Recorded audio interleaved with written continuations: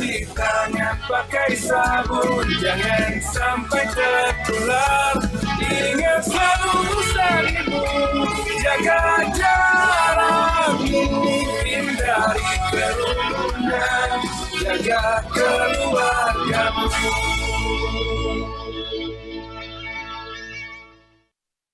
Pemirsa, bagaimana kabar Anda hari ini? Semoga tetap sehat dan selalu semangat dalam beraktivitas, serta jangan lengah dan lelah untuk disiplin menerapkan protokol kesehatan kapanpun dan dimanapun. Jangan lupa untuk mengurangi kegiatan yang berpotensi menimbulkan kerumunan. Senang sekali saya, Amanda Dasrul, bisa kembali hadir menemani Anda dalam dialog yang kali ini mengangkat tema Nafas Panjang Penanganan COVID-19 yang disiarkan secara langsung dari Media Center Satuan Tugas Penanganan COVID-19 Geraha BNPB Jakarta. 10 bulan sudah kita hidup di tengah pandemi, namun angka penularan belum menurun atau menunjukkan adanya penurunan. Bahkan berdasarkan data per tanggal 17 Desember 2020, kasus pasien meninggal harian juga masih bertambah, yaitu sebanyak 142 kasus dan kumulatifnya menjadi 19.390 kasus atau 3,0% dari pasien yang terkonfirmasi. Hal ini mengingatkan kita, seluruh elemen masyarakat agar lebih serius dalam merespon peristiwa ini. Lantas bagaimana perkembangan kebijakan penanganan COVID-19 di Indonesia? Telah hadir di studio siang hari ini, beliau selalu mengingatkan kita tentang data-data faktual penanganan COVID-19 di Indonesia. Beliau adalah Profesor Wiku Adhisa Smito, Koordinator Tim Pakar Satuan Tugas Penanganan COVID-19 sekaligus juru bicara pemerintah untuk penanganan COVID-19. Selamat siang Prof, bagaimana kabarnya hari ini Prof? Selamat siang Mbak Amanda, Alhamdulillah baik. Terima kasih telah hadir bersama kami ya Prof. Selanjutnya narasumber kedua kita yaitu Wakil Gubernur DKI Jakarta, Bapak Ahmad Riza Patria. Bagaimana Pak Riza kabarnya? Sudah sehat Pak hari ini? Baik, Alhamdulillah sehat. Ini saya sebelumnya juga pengen mengucapkan selamat ulang tahun ya Pak. Kemarin ulang tahun, semoga sehat-sehat dan sukses selalu ya Pak. Sehat. Oke. Nah sebelum kita memulai perbincangan kali ini, sebagai informasi, kondisi studio telah disanitasi, mikrofon yang kami gunakan juga sudah didisinfeksi, dan kami juga senantiasa menjaga jarak. Talkshow ini juga memperhatikan protokol kesehatan dan ditujukan untuk semua kalangan. Sebelum kita memulai diskusi hari ini, mari kita menggunakan hand sanitizer-nya terlebih dahulu, Pak.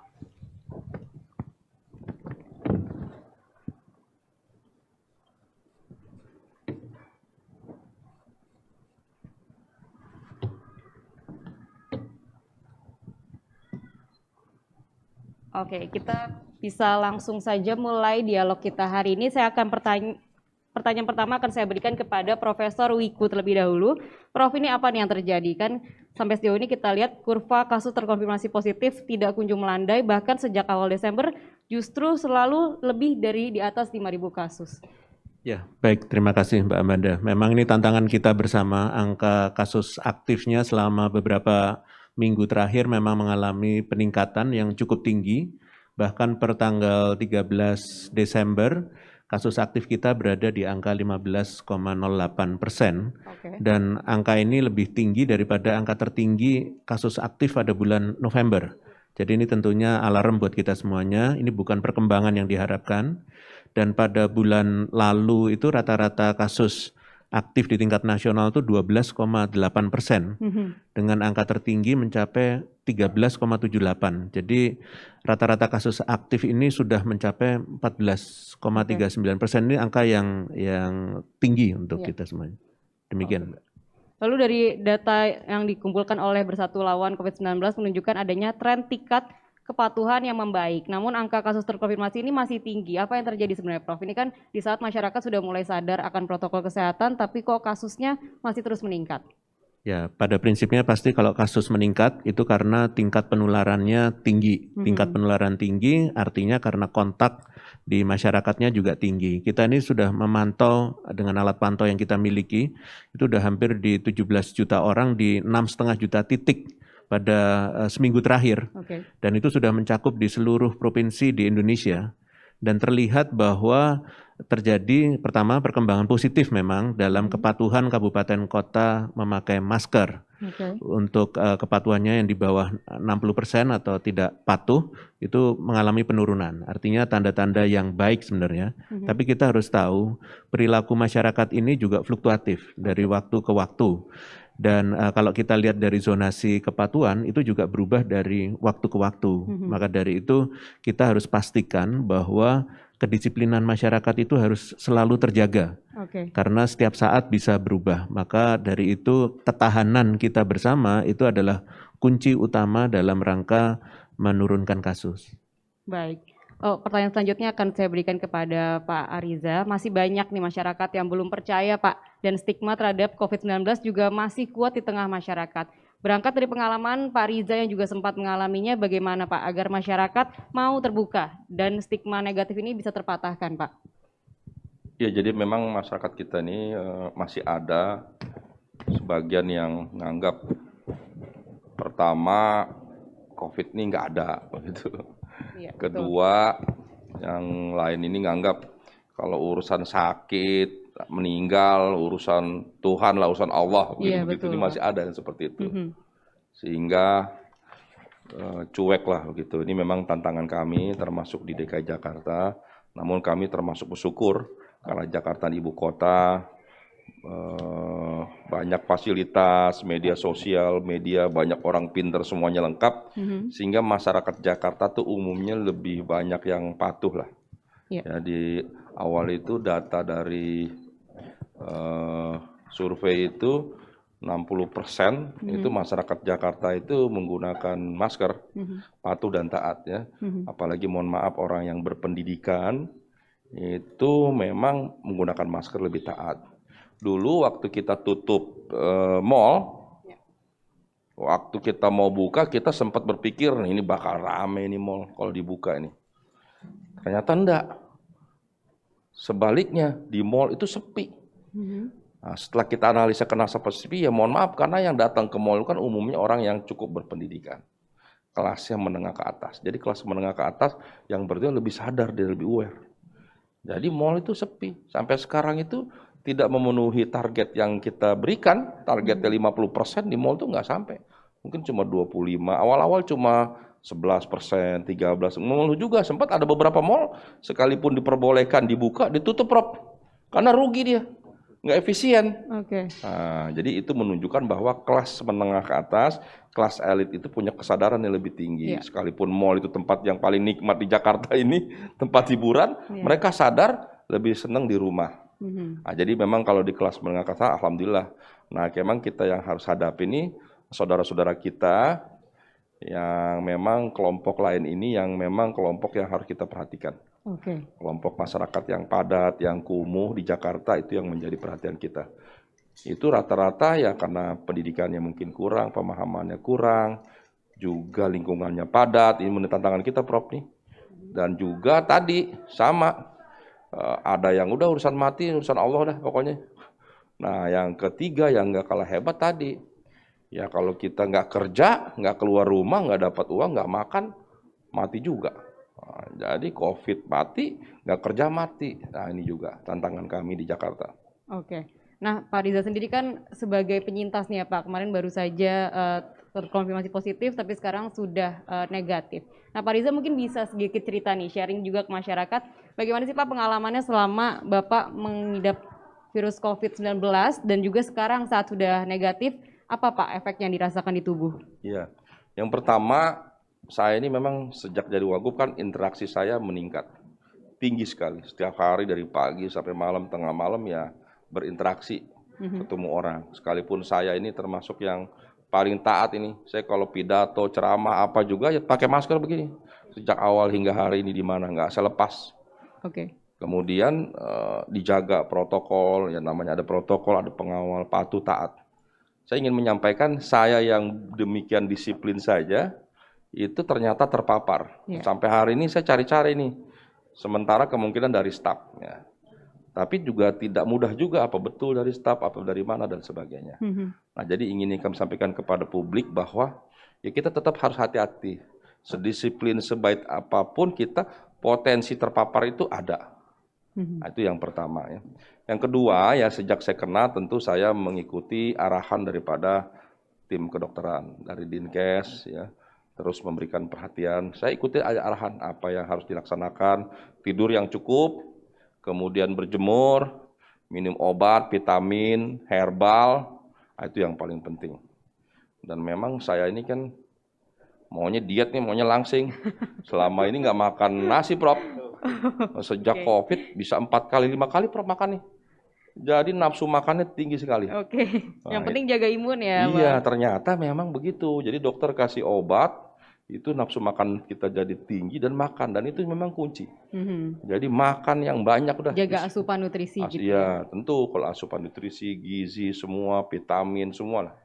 Nah, saya ini karena banyak temen yang ngirim obat itu banyak, Prof. Mulai dari obat dari Cina, Korea, Jepang, sampai dari Swiss datang semua. Obat herbal dari beberapa daerah masuk semua. Nah, saya ini ya udah bismillah, pokoknya saya anggap baik saya minum. Kata dokter, waduh Pak Wagub kok semuanya diminum. Ya udah bismillah, saya yakin nanti Allah sembuh dah. Oke, Gitu, Bro. baik. Nah, setelah sudah dinyatakan negatif nih Bang Riza, itu apa sih yang dilakukan supaya memaintain agar imunitasnya tetap terjaga dan kondisinya bisa terus membaik? Jadi memang saya ini apa ya, sebelumnya saya ini orang bilang gila kerja. Saya dari dulu aktivis. Dari Senin sampai Minggu saya kerja, Prof, nggak pernah berhenti. Nah, jadi sejak dari Wagub juga begitu. Biasa saya pulang jam 12, sampai rumah terima tamu lagi sampai jam 2, jam 3 udah biasa saya. Hari-hari begitu. Nah, sejak COVID ini ya kita jagalah, ya jaga. Jadi tidurnya yang cukup, terima tamu juga harus mulai dibatasi ya. Kita boleh berbuat untuk kepentingan masyarakat, tapi juga tidak kalah penting menjaga kesehatan. Baik. Oke, ke Profesor Wiku. Prof, ini kan kita tahu yang saat ini sedang ramai diperbincangkan di masyarakat adalah dengan hadirnya vaksin nih, Prof. Apakah ini bisa menjadi angin segar gitu, Prof, untuk kita bisa menghadapi berakhirnya masa pandemi ini, Prof? Ya, baik. Jadi memang perhatian masyarakat sekarang ini pada vaksin, karena vaksin ini menarik gitu. Iya. Dan semua sepertinya merasa bahwa kalau ada vaksin, kita sebentar lagi selesai. Gitu. Sebenarnya pengalaman itu belum terjadi, semua kan mengalami pandemi. Jadi pengalaman itu belum ada. Jadi kita harus lihat bahwa vaksin ini adalah salah satu tameng. Kalau kita bayangkan kayak seperti cheese model gitu, kita tuh harus punya perlindungan berlapis. Vaksin salah satu perlindungan.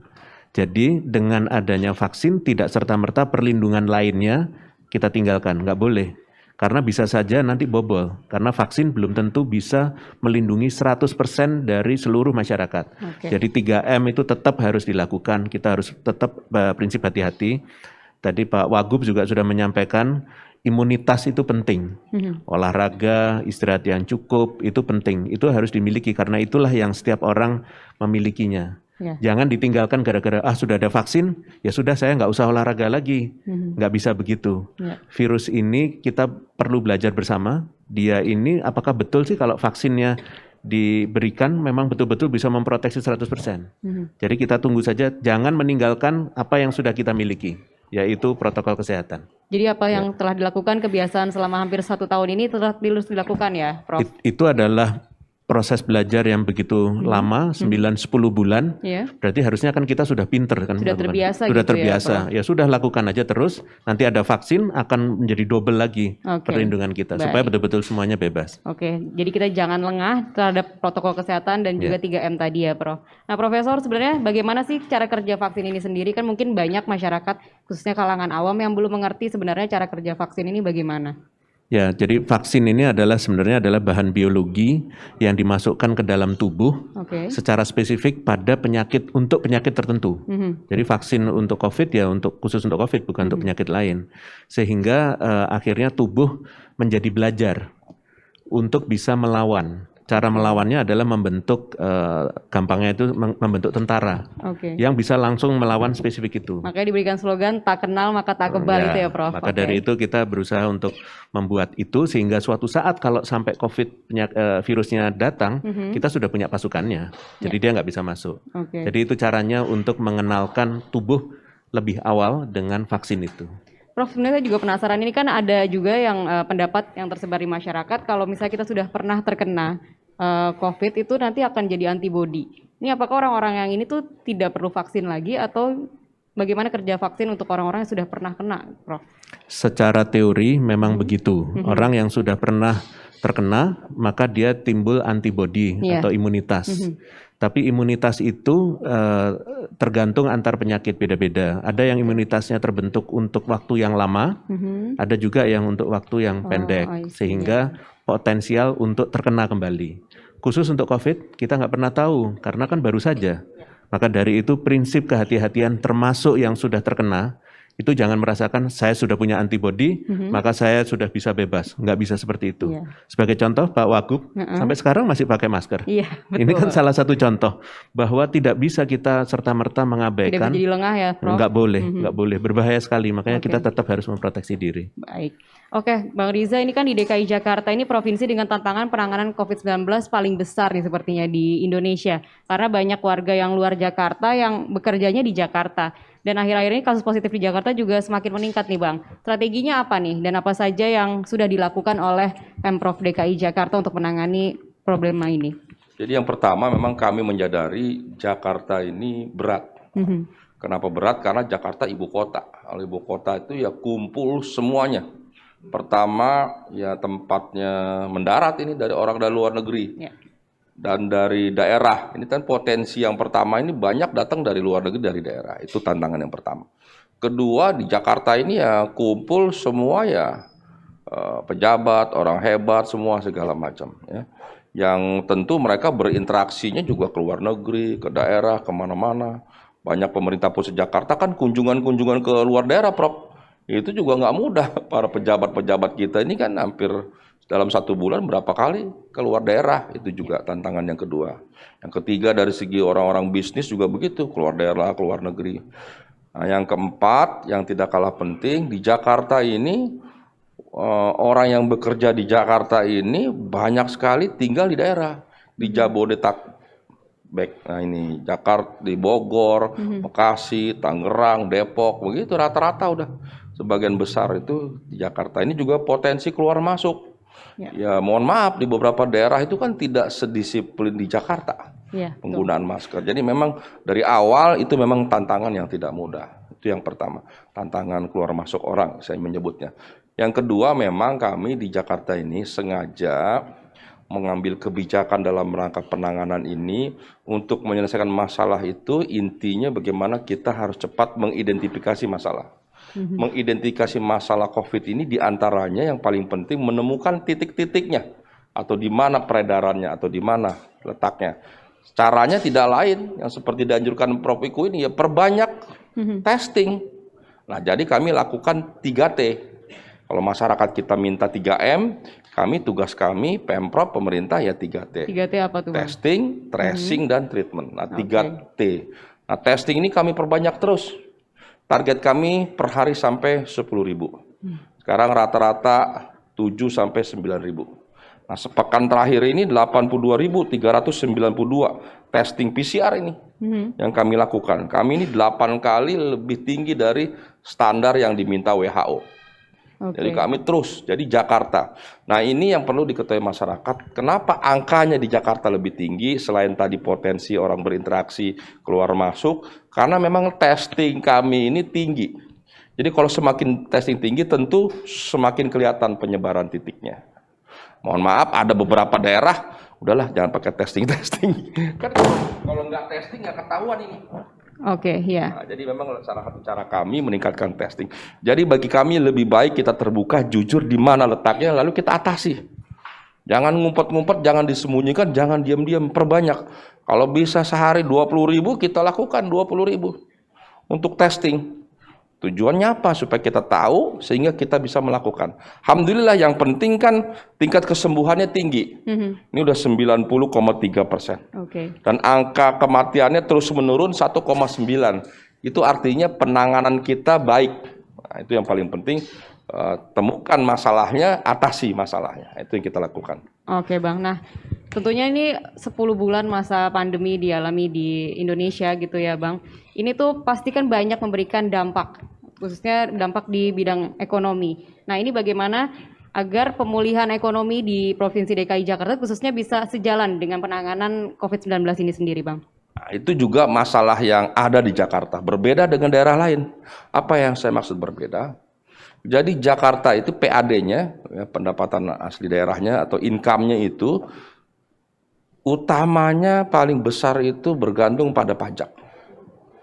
Mohon maaf, kalau daerah lain kan ada tambang, ada perikanan, ada perkebunan. Kalau kita ini ya bergantung pada pajak. Pajak tuh apa sih contohnya? Ya tadi restoran, hotel, para wisata. Sementara di masa pandemi itulah sektor yang paling terdampak pariwisata. Hotel, restoran, mall dan lain sebagainya itu pendapatan kita paling besar, kendaraan bermotor, pajak-pajak lainnya.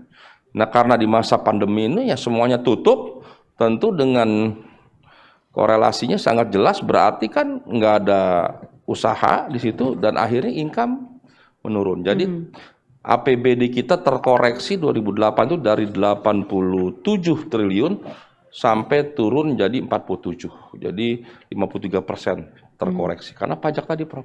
Nah, inilah tantangan kita. Jadi memang ini tantangan kita. Nah, untuk itu kita mengambil beberapa terobosan. Di antaranya kami memberikan bantuan, bimbingan, dukungan pada UMKM. Yang penting UMKM jangan sampai mati, karena UMKM termasuk yang terdampak.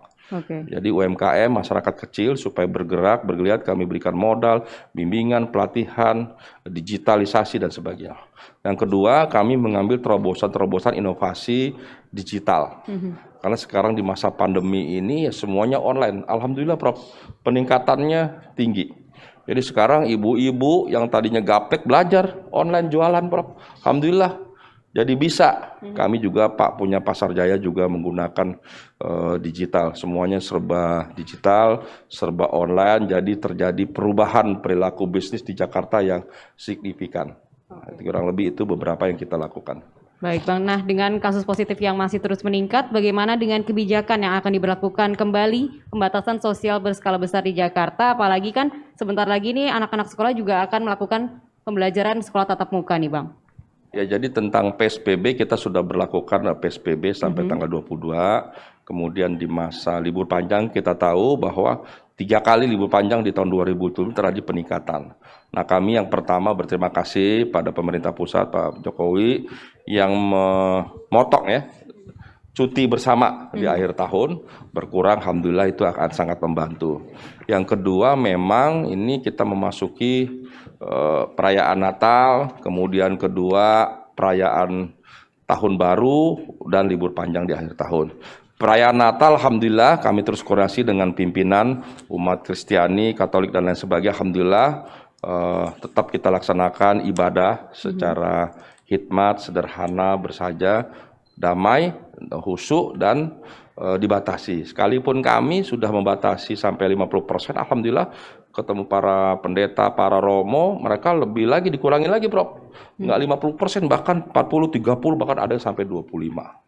Jadi kami tentu berterima kasih, tetap dilaksanakan ibadah langsung dan virtual juga dan lain sebagainya. Kedua, terkait perayaan akhir tahun, biasanya di Jakarta ini paling rame, di mana-mana kita bikin acara, di Ancol, di HI, di Sudirman, di mana-mana, di daerah-daerah tiap wilayah. Tahun ini kami tiadakan, jadi tidak ada perayaan Tahun Baru. Nah, yang ketiga terkait kebijakan, di akhir tahun ini liburan kami kemarin sudah rapat pagi 2 hari yang lalu tanggal 16 dan kami keluarkan Ingub dan seruan gubernur, kami sudah membatasi, Prof. Jadi tanggal arahan juga dari Pak Menko, Pak Luhut, tanggal 18 Desember sampai 8 Januari. Jadi kami batasi sampai jam 21, perkantoran sampai jam 19 dengan kapasitas 50%. Namun alhamdulillah karena di akhir tahun juga mungkin akan berkurang. Prakteknya di bawah 50%. Kemudian untuk rumah makan, restoran, kafe, tempat-tempat usaha lainnya termasuk mall, kita batasi 18 Desember sampai 8 Januari itu sampai kapasitas 50% itu sampai jam 21. Tapi khusus ya, khusus di tanggal 24 Desember sampai 27 Desember, 4 hari, dan di tanggal 31 sampai 3 Desember itu pembatasannya lebih maju. Kapasitas tetap 50%, cuma jamnya kita percepat sampai jam 19.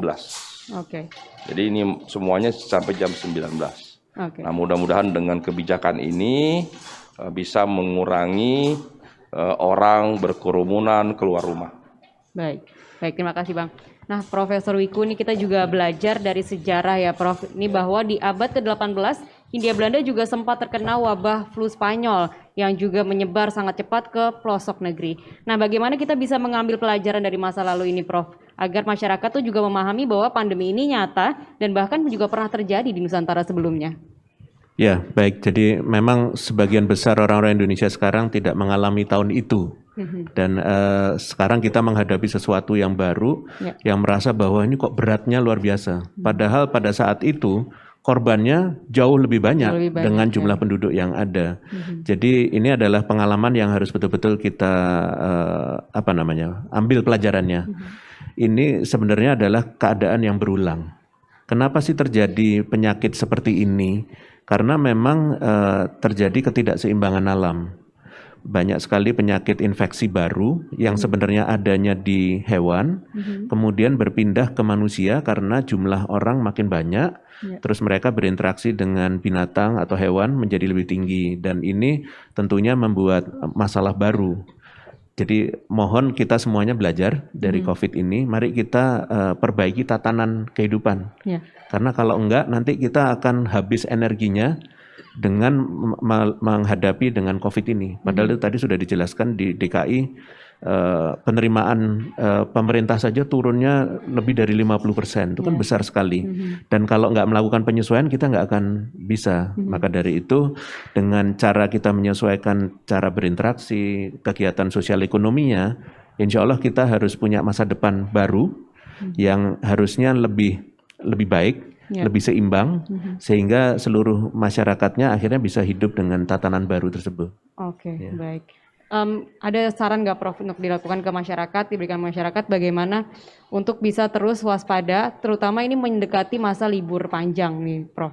Ya, jadi kalau kita lihat dari libur panjang, kita sudah pengalaman dengan 3 kali libur panjang, dan semua dari libur panjang itu mengakibatkan peningkatan kasus antara 50 sampai 100%, sekitar 14 hari, 10 sampai 14 hari berikutnya. Dan itu jangan sampai kita ulangi lagi. Maka dari itu pemerintah betul-betul mengatur liburan Natal dan Tahun Baru dalam rangka pelajarannya cukup 3 kali saja gitu. Jangan 4 kali, karena kalau pelajaran ini kita ulangi lagi, yang terjadi adalah korban.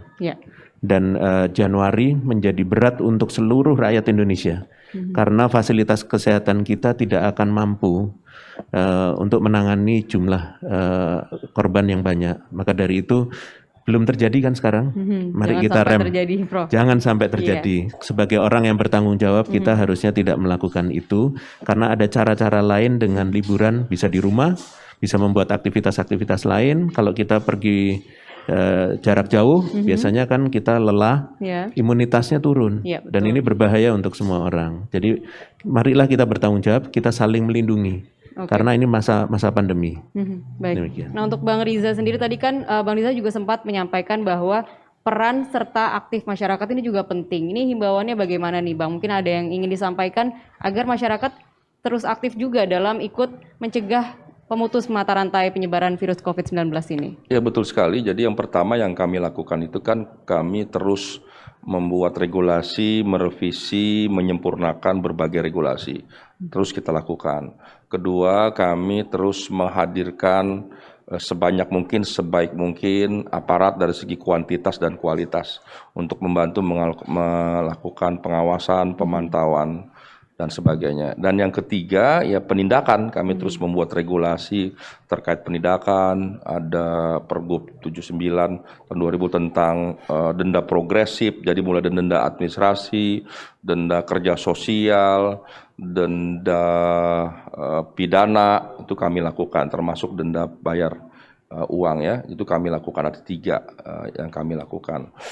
Namun demikian menurut para pakar, kontribusi dari 4 tersebut, jadi dari apa yang dilakukan pemerintah itu ternyata cuma memberikan kontribusi paling besar itu 20% terhadap upaya kita mengurangi, memutus mata rantai penyebaran COVID. 80%-nya ternyata ada pada masyarakat. Jadi sehebat apapun kita, pemerintah pusat, BNPB, kami, Polres, siapapun, dengan berbagai regulasi yang terus kita perbaiki, aparat sebanyak mungkin, disiplin penertiban seberat mungkin sekalipun, ternyata kontribusinya cuma 20%, 80%-nya ada pada masyarakat. Pada apa? Pada kepatuhan, kedisiplinan, dan ketaatan masyarakat. Nah, untuk itulah kami sekarang merubah paradigma. Jadi kami minta masyarakat itu jangan patuh disiplin karena ada aparat, karena ada pemerintah, karena ada himbauan dan sebagainya. Tapi sebaliknya masyarakat harus menjadikan disiplin ini, kepatuhan ini sebagai sebuah kebutuhan. Baik. Kebutuhan yang harus diyakini. Ya, seperti kita hidup ini, makan kebutuhan, tidur kebutuhan. Jadi melaksanakan protokol COVID ini ya pola hidup kita sekarang dan menjadi kebutuhan hidup kita. Inilah. Karena kalau ditakut-takuti, ditindak itu ya enggak cukup. Karena kami juga memiliki keterbatasan jumlah orang dan sebagainya aparat. Jadi kami merubah paradigma, masyarakat ini harus sadar, harus penuh. Caranya macam-macam. Mulai dari kami bentuk gugus tugas dari tingkat provinsi sampai ke tingkat RT. Bahkan setiap rumah kami minta di setiap rumah itu menunjuk satu orang anggota keluarga sebagai kami menyebut kader COVID supaya berinteraksi, bikin grup WA dengan semua ketua RT RW supaya apapun informasi sampai, supaya interaksinya berjalan dengan baik, supaya memastikan setiap anggota keluarga di rumah ini patuh, taat, disiplin, dan menjadikan ini sebuah kebutuhan. Itulah salah satu yang kita lakukan. Oke, Bang Riza, kita selanjutnya akan membacakan pertanyaan dari teman-teman media. Ini Bang, pertama ada Ratna dari katadata.co.id untuk Bang Riza. Bagaimana mekanisme pemeriksaan orang-orang yang akan masuk ke Jakarta? Apakah akan ada petugas di perbatasan yang akan memeriksa orang yang masuk ke Jakarta melalui kendaraan pribadi khususnya, Bang? Ya, jadi ini kebijakan pemerintah pusat, ini kan transportasi, ini menjadi kewenangan pemerintah pusat, perhubungan ya. Jadi pemerintah pusat ini kan sekarang yang diberlakukan itu adalah kalau udara itu harus menyertakan hasil PCR test, khusus kalau ke Bali ya, pulang pergi atau antigen. Daerah lainnya juga begitu, kalau ke Jawa begitu antigen. Nah, ini sudah berlaku, masih berlaku udara. Nah, terkait darat dan laut, itu memang ada 3 pilihan ya. 3 pilihan, yang pertama diberlakukan seperti udara, yang kedua dilakukan random, yang ketiga dilakukan seperti yang sekarang bebas. Nah, inilah kebijakan dari Kementerian Perhubungan yang kita tunggu, yang saya dengar sudah dikeluarkan. Di antaranya nanti akan ada random check ya, Prof, ya, kalau nggak salah. Jadi polanya seperti itu karena jumlahnya memang banyak. Jadi kami terkait kebijakan moda transportasi keluar masuk daerah, kami mengikuti kebijakan yang diambil oleh pemerintah pusat. Baik, oke, terima kasih Bang. Ini untuk Profesor Wiku, ada pertanyaan dari Ari dari Suara Pembaruan. Kita 3 kali mencoba membendung lonjakan kasus akibat libur panjang. Ada Idul Fitri, Agustus, dan juga Maulid. Bagaimana menghadapi liburan Natal dan Tahun Baru kali ini nih Prof? Mengapa pengalaman terdahulu tidak bisa jadi pelajaran? Jadi begini, terima kasih pertanyaannya. Jadi 3 kali pelajaran itu penting. Penting buat siapa? Buat semuanya. Buat pemerintah, buat masyarakat. Ternyata kolaborasi yang dilakukan selama 3 kali libur panjang antara pemerintah dan masyarakat belum sukses. Maka sekarang kita menghadapi ke depan ini kan belum. Mari kita berkolaborasi lagi, harus lebih baik lagi. Pemerintah seperti tadi sudah disampaikan oleh Pak Riza, bahwa juga berusaha keras dengan aparatnya, bercoba untuk menegakkan hukum dan membuat aturan. Tetapi kembali lagi, masyarakat yang sebenarnya diharapkan untuk berkontribusi juga.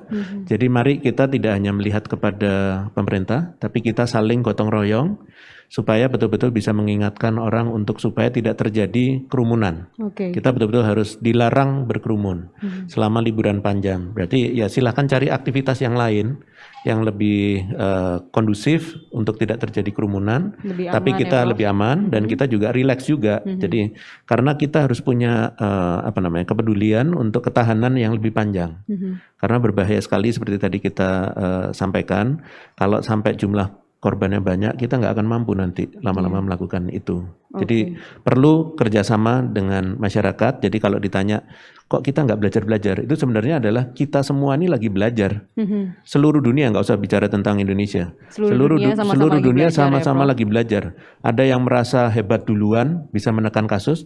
Sekarang kasusnya naik lagi. Iya, betul. Nah, jangan sampai itu terjadi di Indonesia. Jadi kita cukup belajar melihat negara lain, kita jangan sampai seperti itu. Baik, Prof. Nah, ini terakhir Prof. Wiku, apakah ada himbauan yang ingin disampaikan kepada masyarakat?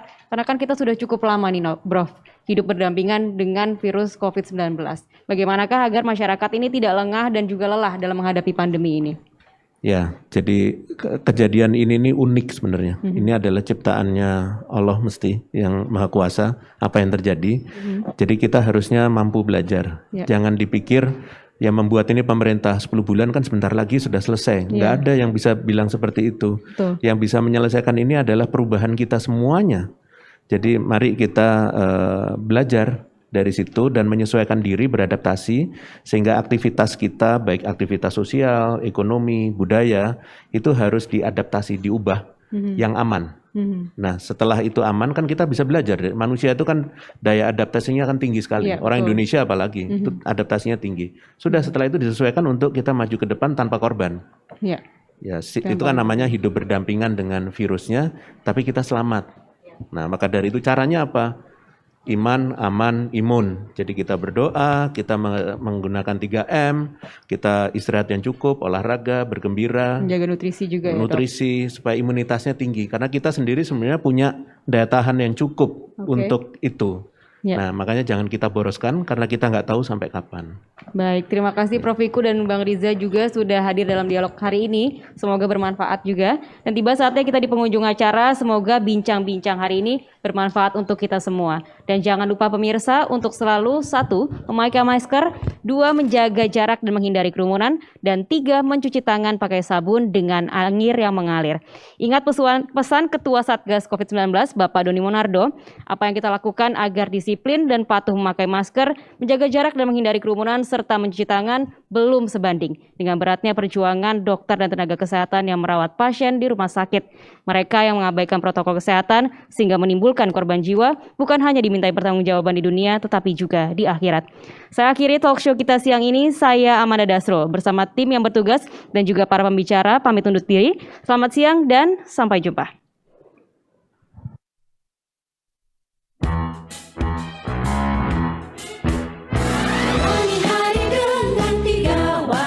Wajib iman, wajib aman, wajib imun.